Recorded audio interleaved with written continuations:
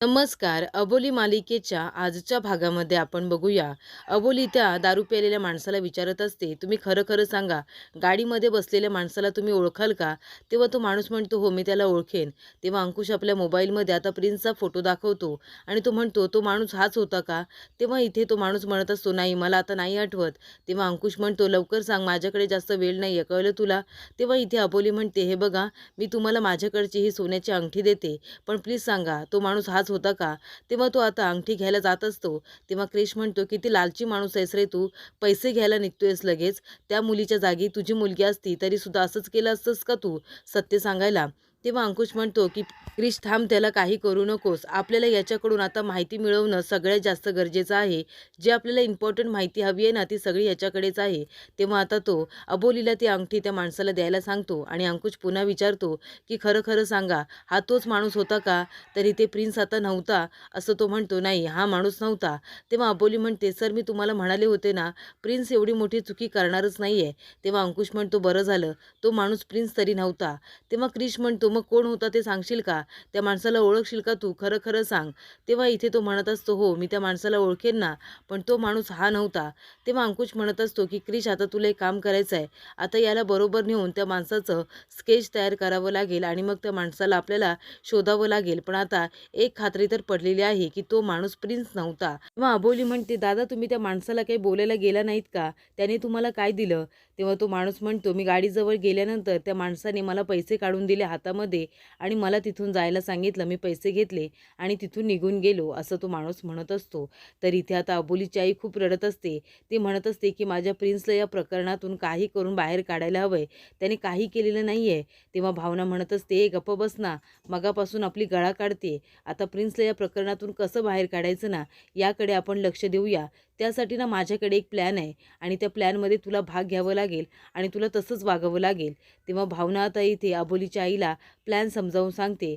तेव्हा अबोलीची आई म्हणते, "नाही, नाही, मला हे सगळं करायला जमणार नाही. मी नाही करू शकत." तेव्हा भावना म्हणते, "का नाही करू शकत? प्रिन्स बाहेर पडायला हवाय ना. मग आता प्रिन्स हा माझा मुलगा आहे म्हणून तू काहीच करणार नाहीयेस का?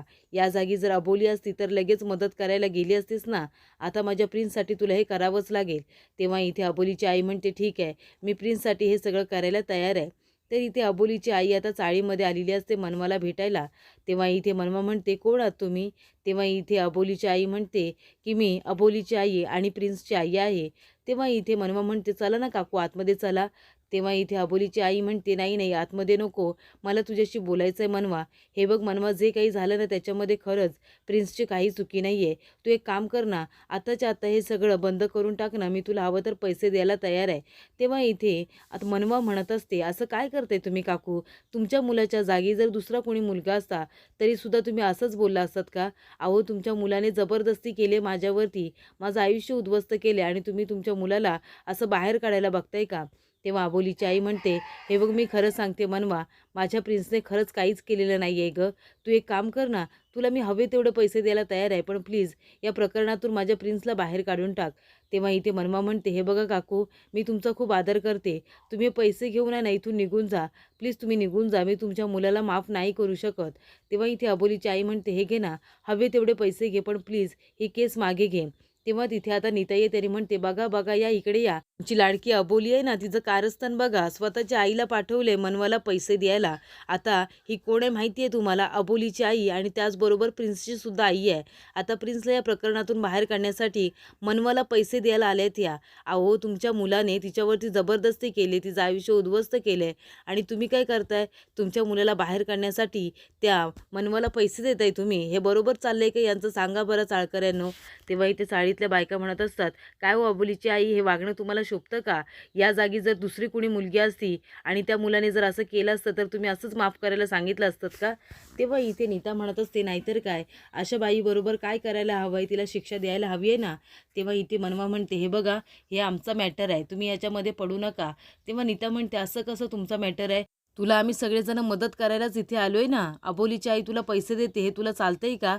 तेव्हा मनवा म्हणते, "हे बघा, त्या काहीही करू दे, पण तुम्ही या सगळ्यामध्ये पडू नका. आमचं आम्ही बघून घेऊ." तेव्हा इथे नीता म्हणत असते, "असं कसं? त्यांना शिक्षा तर झालीच पाहिजे ना. चाळकऱ्यांनो, आता काय करायचं यांच्याबरोबर? यांना शिक्षा तर झालीच पाहिजे." तेव्हा तिथे आता रमाई त्याने म्हणते, "अगं काय करतेस तू नीता? ती अबोलीची आई आहेत हे तरी जरा लक्षात ठेव." तेव्हा नीता म्हणते, "म्हणून काय झालं? चाळकऱ्यांनो, मारा तिला मारा. शिक्षा तर व्हायलाच हवी." तेव्हा इकडे आता सगळेजण अबोलीच्या आईला मारायला जात असते. मनवा सगळ्यांना थांबवण्याचा प्रयत्न करत असते, पण कुणीही तिचं ऐकायला तयार नसतं. रमासुद्धा थांबवण्याचा प्रयत्न करत असते. तेवढ्यातच तिथे अबोली आहे. त्याने म्हणते, "काय झालं? थांबा सगळेजण." आणि तिच्या आईच्या डोक्याला आता मार लागलेला असतो. तेव्हा अबोली म्हणते, "कोण आहात? कोण तुम्ही शिक्षा देणारे? तुम्हाला कुणी तो न्यायनिवाडा करण्याचा अधिकार दिलाय का?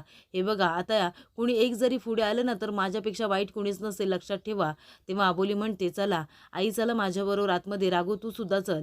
तेव्हा इथे मनवा आता मागे मागे जात असते. तेव्हा इथे नीता म्हणते, "मनवा, तू एकटीच होतीस आणि तू एकटीच राहणार. तुझ्याबरोबर कुणीच नाहीये. अगं आता अबोलीसुद्धा तिच्या भावाचीच बाजू घेणार ना गं. तुझ्या बाजूने कोण आहे? तुझ्या बाजूने कुणीच नाहीये. तू एकटीच राहणार आहेस. कळलं तुला?" तेव्हा इथे अबोली म्हणत असते, "लोकं पण ना, कोणी काही सांगितलं की लगेच भडकतात." तेवढ्यातच तिथे अंकुश येतो आणि म्हणतो, "आई तुम्ही ठीक आहात? आता तुम्हाला लागलं तर नाही ना? या चाळकऱ्यांना तरी काय होतं मध्ये?" तेव्हा रमा म्हणत असते, "अरे चाळकऱ्यांची काही चुकी नाहीये. ती आपली नीता आहे ना, ती भडकवते लोकांना." तेव्हा इथे अबोलीची आई म्हणते, "अबोली, आपल्या प्रिन्सने काही केलेलं नाही आहे गं."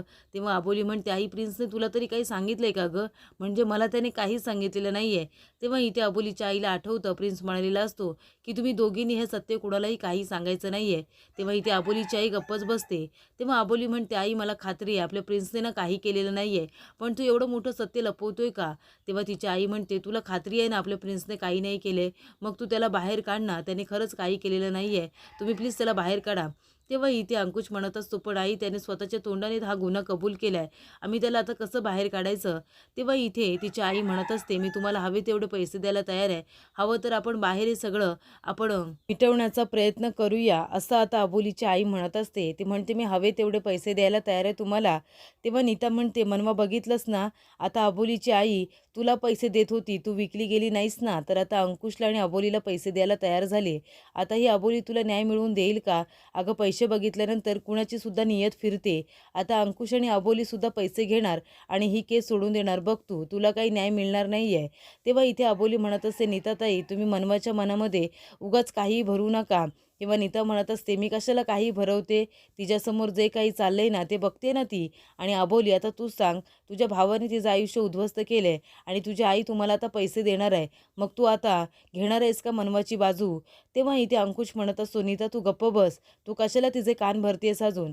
तेव्हा नीता म्हणते, "मी कशाला उगाचच कान भरतेय? जे काही चाललंय ते मनवासुद्धा बघतेय ना. आणि तुम्ही घ्या ना तुझ्या भावाची बाजू घे ना. मी मनवाच्या पाठीशी खंबीरपणे उभी आहे, तिची बहीण."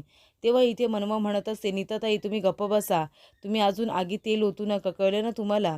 तुम्ही मला भडकवाल आणि तुम्हाला काय वाटतंय मी भडकेन का? असं अजिबात होणार नाहीये. माझा पूर्ण विश्वास आहे. या घराने मला खूप काही दिलंय." वहिनी बरोबर बोलतात. "तुम्हाला हे सगळं करून काय मिळतं काय माहिती? म्हणजे आपल्याच घरामध्ये आग लावायचं आणि बाजूला व्हायचं. पण आता अबोली वहिनी तू काळजी करू नको. तुम्हाला शिकवलेस कोण खरं बोलतं आणि कोण खोटं याच्यावरती विश्वास ठेवायचा की नाही.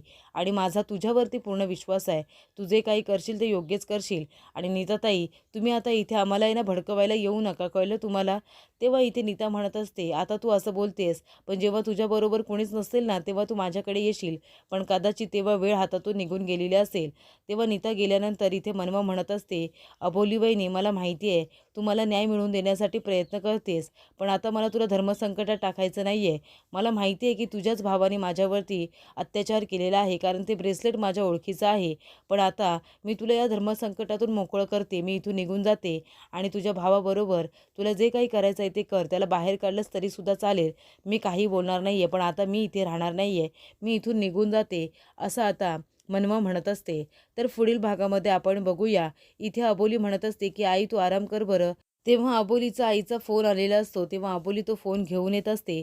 तेवढ्यातच ती फोनकडे बघते आणि म्हणते, "मला माहिती आहे माझ्या प्रिन्सने काही केलेलं नाही आहे. माझा भाऊ निर्दोष आहे.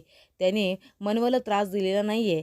तेव्हा इथे आता अबोली अंकुशला फोन करते आणि म्हणते की "मनवावरती अत्याचार करणारा माणूस भेटलाय सर मला."